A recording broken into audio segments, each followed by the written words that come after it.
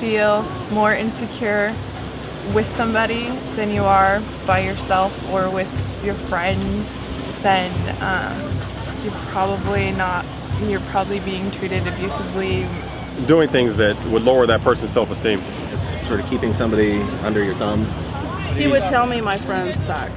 My friends were evil. My friends just wanted him to do this or that. They just wanted him. Just basic manipulation, you know, like cutting off somebody's funds, telling them what they can and can't do.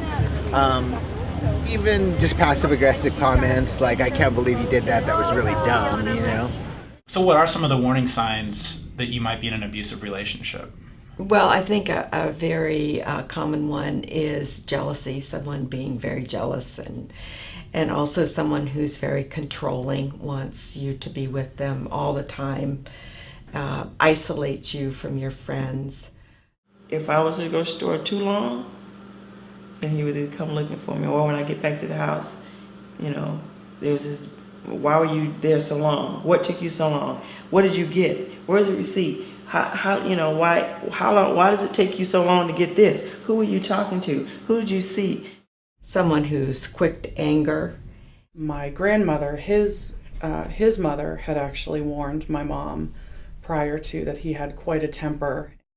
I don't know if you would know this or not, but someone that has a history of domestic violence, if they talk about, well, in my last relationship, I got a bum deal and I got arrested, well, that's a warning sign. There was things that stories he would tell me about what he did to his girlfriends. Like, there was one girl that he, you know, pushed out of the car and left her on the side of the freeway because he got upset. So all of those are things to look out for. Some of the warning signs that we might see in an abusive relationship could be does the person is extreme jealous, or thinks that you are his or hers, being really possessive, access to or bragging about access to weapons, or isolation about your family or friends. Do you feel that that person is keeping you away from the people that you really love and support you? Isolation is one of the major keys. That's how they can obtain the control of the person. If you can keep a person isolated, then it's so much easier to obtain the control of the person. The emotional abuse, you can't have friends. It's presented as, look, I love you so much, I don't want you, when I'm sitting here watching TV in the evening, I don't want you out with your girlfriends. I want you here with me. If you don't feel safe, you don't think your children are safe, and you feel intimidated and controlled, then yeah, you're probably in an abusive situation. Friends and family of that person often know that he can have a bad temper, or he can be violent, or he's a really angry drunk. There's little things that people will subtly try to tell you, and really listening to that. And again, once you find someone that you like, that those rose-colored glasses go on, and there's just no way that he could be that guy. And lots of times he's that guy. They've done studies on abusive men, and what they find out is most of us in a stressful situation, an angry situation, have increased heart rates, increased blood pressure. We feel that. What they find with men who are perpetrators of domestic violence is the exact opposite. They are in control.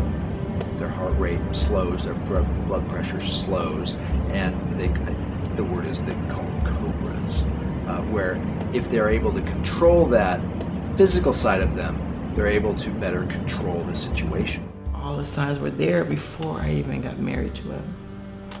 And the first incident happened 4 days after I got married.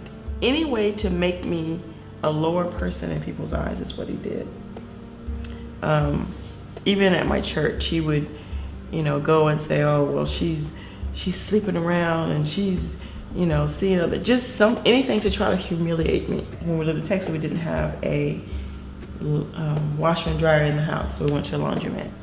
He would literally take me to the laundromat, give me just enough money to wash the clothes, leave, and then come back within a time that he felt the clothes were done. And I was not allowed to leave that laundromat. Imagine a world in which women are able to detect potential abusers through early warning signs about control, psychological abuse, other signs that may precede physical attacks, in a world in which they simply refuse to associate with men who act that way. I'm sure this is a common reaction to losing someone close to you, but I can't help but think, were all the signs and red flags there the whole time? And I just wasn't paying enough attention. And if I had been paying closer attention and seen things for what they were, could I have somehow prevented my sister's death?